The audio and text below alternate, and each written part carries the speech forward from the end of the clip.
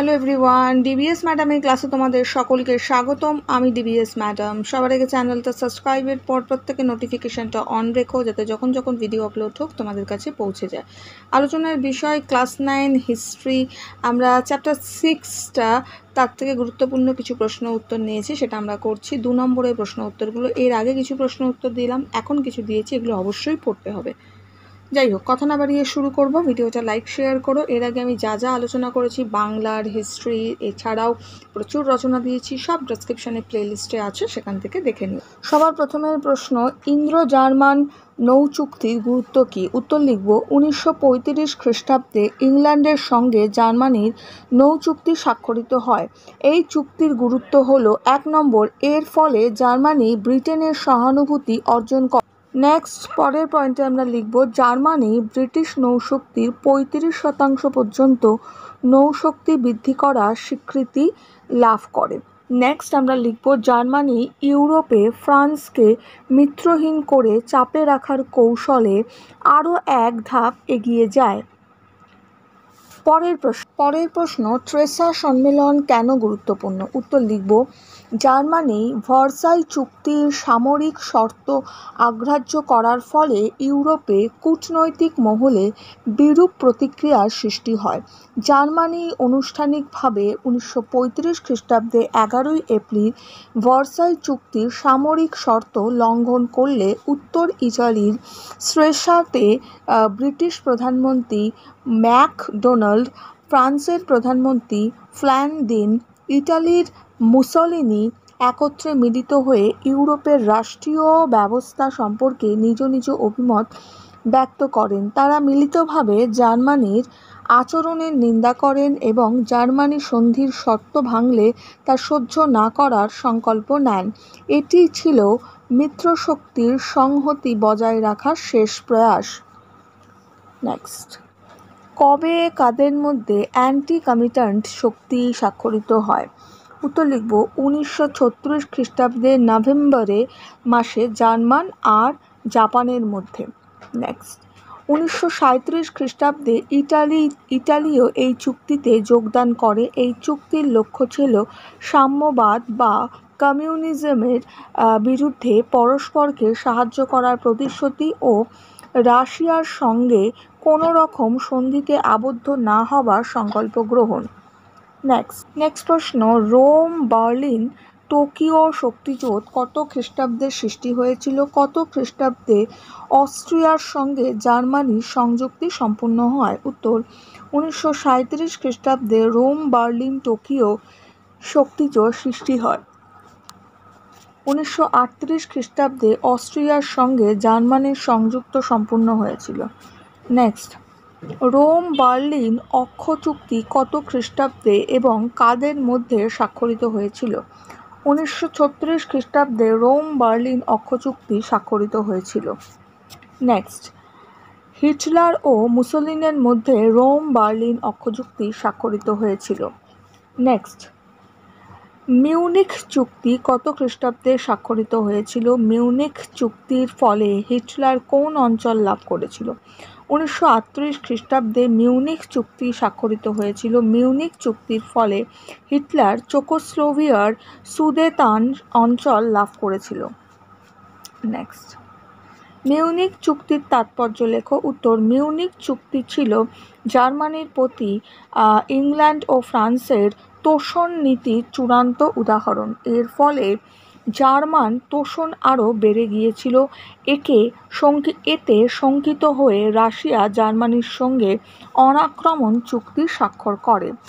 হিটলারের বিশ্বগ্রাসের খিদে আরও বেড়ে যায়। নেক্সট, মিউনিখ চুক্তি কাদের মধ্যে স্বাক্ষরিত হয়েছিল? মিউনিখ চুক্তি স্বাক্ষরিত হয়েছিল ইংল্যান্ডের প্রধানমন্ত্রী চেম্বারলেন ও ফ্রান্সের প্রধানমন্ত্রী দালাদিয়ের, ইটালির মুসোলিন ও জার্মানির হিটলারের মধ্যে। এই চুক্তি মুসোলিনের উদ্যোগে স্বাক্ষরিত হয়েছিল। নেক্সট, রুশ জার্মান অনাক্রমক চুক্তি কত খ্রিস্টাব্দে কত বছরের জন্য স্বাক্ষরিত হয়েছিল?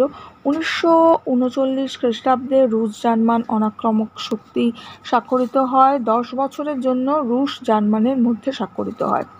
রুশ জার্মান অনাক্রমক চুক্তি শর্ত কী ছিল? উত্তর: 1939 খ্রিস্টাব্দে 23শে আগস্ট রুশ পররাষ্ট্রমন্ত্রী মলোটভ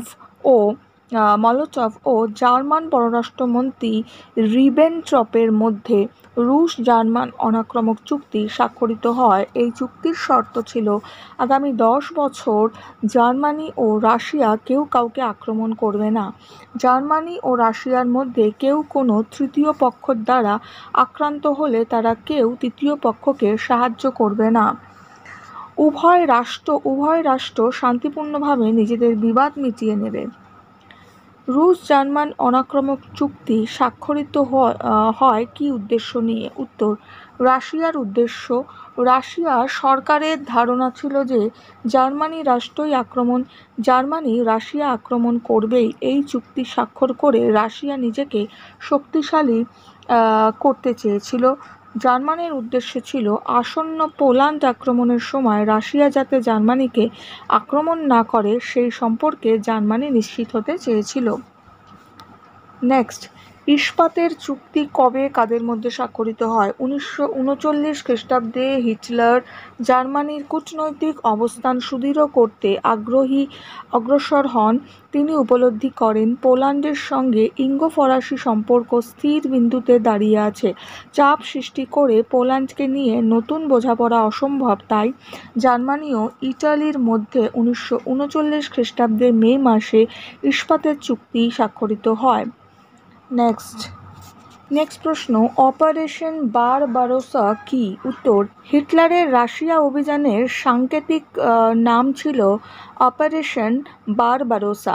হিটলারের নেতৃত্বে নাৎসি বাহিনী বিশাল সেনাবাহিনী ও শক্তিশালী স্থল ও বিমান বাহিনীর সাহায্যে রাশিয়া অভিযান তথা অপারেশন বারবারোসা শুরু করে। নেক্সট, আশ্চর্যজনক নিষ্কৃতি কি? উত্তর লিখব: দ্বিতীয় বিশ্বযুদ্ধ চলাকালীন 1940 খ্রিস্টাব্দের মাঝামাঝি হিটলারের আক্রমণের চাপে প্রায় 3 লক্ষ ইঙ্গো-ফরাসি সেনা ফ্রান্সের ডানকার্ক বন্দরে অবরুদ্ধ হয়ে পড়ে। মিত্রপক্ষের এই বিশাল নৌবাহিনী ও বিমান বাহিনীর প্রহরায় এই অবরুদ্ধ সেনাদলকে নিরাপদে ইংলিশ চ্যানেল পার করে ইংল্যান্ডে ফিরিয়ে আনা হয়। এই ঘটনাকে ব্রিটিশ প্রধানমন্ত্রী চার্চিল আশ্চর্যজনক নিষ্কৃতি বলে অভিহিত করেছে। নেক্সট, শ্বেত অভিযান কি? উত্তর: হিটলার দানজিগ বন্দরে পৌঁছানোর জন্য পোল্যান্ডের মধ্য দিয়ে একটি সংযোগকারী পথ দাবি করেন, কিন্তু ইংল্যান্ড ও ফ্রান্স পোল্যান্ডের পাশে থাকায় আশ্বাস দিলে পোল্যান্ড হিটলারের দাবি মানতে অস্বীকার করে। এর ফলে ক্ষুব্ধ হিটলার পোল্যান্ডের বিরুদ্ধে যে অভিযান করেছিলেন সেটাই শ্বেত অভিযান নামে পরিচিত। নেক্সট, হিটলার কেন পোল্যান্ড আক্রমণ করে? মিউনিখ চুক্তির স্বাক্ষরের পর হিটলার ডানজিগ বন্দর ব্যবহার ও সেখানে পৌঁছানোর জন্য পোল্যান্ডের কাছে একটি করিডর দাবি করে। পোল্যান্ড সেই দাবি পূরণের অসম্মত হয় বলে হিটলার 1939 খ্রিস্টাব্দে 1 সেপ্টেম্বর পোল্যান্ড আক্রমণ করেন। নেক্সট, ভুতুড়ে যুদ্ধ বা টেলিফোনে যুদ্ধ কি? উত্তর: 1939 খ্রিস্টাব্দে সেপ্টেম্বরে জার্মান কর্তৃক পোল্যান্ড আক্রমণের সময় থেকে ফ্রান্স আক্রমণ পর্যন্ত সময়ে ইঙ্গো-ফরাসি মিত্রশক্তি জার্মানির বিরুদ্ধে যুদ্ধ ঘোষণা করলেও প্রকৃতপক্ষে তারা কোনো যুদ্ধ লিপ্ত হয়নি। এই সময়কালের যুদ্ধকে উইনস্টন চার্চিল ভুতুড়ে যুদ্ধ নামে অভিহিত করেছেন। নেক্সট, ইটালি ও জার্মানির প্রতি ইংল্যান্ড ও ফ্রান্সের তোষণ নীতি গ্রহণের কারণ কি? উত্তর, ব্রিটেন ও ফ্রান্সে মনে করত যে ভার্সাই সন্ধিতে ইটালি ও জার্মানির প্রতি অবিচার করা হয়েছে, তাই বিশ্বশান্তি রক্ষার তাগিদে ইটালি ও জার্মানির দাবি কিছুটা মেনে নিলে অন্যায় হবে না। তাছাড়া জার্মানি ধীরে ধীরে পূর্ব দিকে অগ্রসর হয়ে রাশিয়ার বিরুদ্ধে যুদ্ধে অবতীর্ণ হবে, তাতে ইউরোপের শান্তি বজায় থাকবে। এই আশায় বশবর্তী হয়ে ইংল্যান্ড ও ফ্রান্সের তোষণ নীতি গ্রহণ করা হয়েছিল। তোষণ নীতি বলতে কি বোঝো? জার্মানির একনায়কতন্ত্রী নেতা হিটলারের নানাবিধ শান্তি বিঘ্নকারী কাজকর্মে বাধা প্রদান না করে ইংল্যান্ড ও ফ্রান্স তাকে সন্তুষ্ট করার যে নীতি গ্রহণ করে তা তোষণ নীতি নামে পরিচিত। ইংল্যান্ড ও ফ্রান্সের কাছে নাৎসিবাদ অপেক্ষা সমাজতন্ত্রবাদী বেশি বিপজ্জনক বলে প্রতিপন্ন হয়েছিল। হিটলার ছিলেন সাম্যবাদের প্রধান শত্রু, তাই ইংল্যান্ড ও ফ্রান্স হিটলারের মাধ্যমে সাম্যবাদকে রোধ করতে চেয়েছিলেন, যার ফলশ্রুতি হিটলারের সাহস বৃদ্ধি পায় ও দ্বিতীয় বিশ্বযুদ্ধ সংঘটিত হয়। নেক্সট, তানাকা মেমোরিয়াল কি? উত্তর, জাপানের প্রধানমন্ত্রী তানাকা ছিলেন ঘোর সাম্রাজ্যবাদী। 1927 খ্রিস্টাব্দে এক স্মারকপত্রে তিনি জাপান সম্রাটকে পরামর্শ দেন যে পূর্ব এশিয়ার সমস্যা সমাধানের জন্য জাপানের যুদ্ধনীতি গ্রহণ অপরিহার্য ও মাঞ্চুরিয়া ও মঙ্গোলিয়া দখল করা প্রয়োজন। এইভাবে জাপানিদের মধ্যে উগ্র জাতীয়তাবাদের জাগরণ ঘটানোর জন্য তানাকার এই প্রচেষ্টাই তানাকা মেমোরিয়াল নামে পরিচিত। এই প্রশ্নগুলো দিলাম, খুব ইম্পর্টেন্ট, খুব ভালো করে পড়ো। নেক্সট ভিডিওতে আমরা আরও নিয়ে আলোচনা করব। এখনের জন্য এটুকু। বন্ধুদের সঙ্গে ভিডিওটা শেয়ার করো, লাইক করো। খুব ভালো থাকো, টাটা।